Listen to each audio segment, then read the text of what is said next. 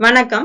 Patterns பிராக்டிஸ்ல டே 7ல இருக்கிறோம். Future insurance பத்தி பேசுறப்போ will going to இது எந்த இடத்துல யூஸ் பண்ணணும் அப்படின்னு ஒரு பெரிய கன்ஃபியூஷன் இருக்கும். அதை இன்னைக்கு கிளாரிஃபை பண்ணிடலாம்.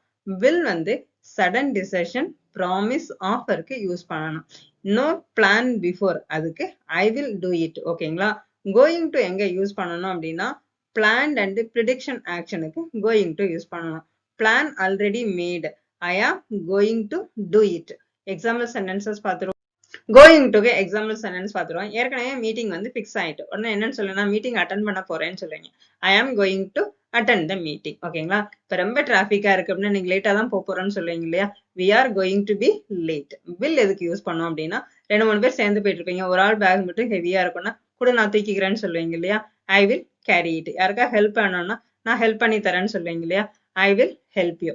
இதே மாதிரி நிறைய சென்டென்ஸ் ப்ராக்டிஸ் வேணும் அப்படின்னா சேனலை ஃபாலோ பண்ணிக்கங்க. இந்த சேனலுக்கு நீங்க புதுசா இருந்தீங்கன்னா ப்ளீஸ் சப்ஸ்கிரைப், உங்க ஃப்ரெண்ட்ஸுக்கு ஷேர் பண்ணி கொடுங்க. தேங்க்யூ ஃபார் வாட்சிங். பிடிச்சிருந்தேன்னா லைக் பண்ணுங்க. Thank you once again.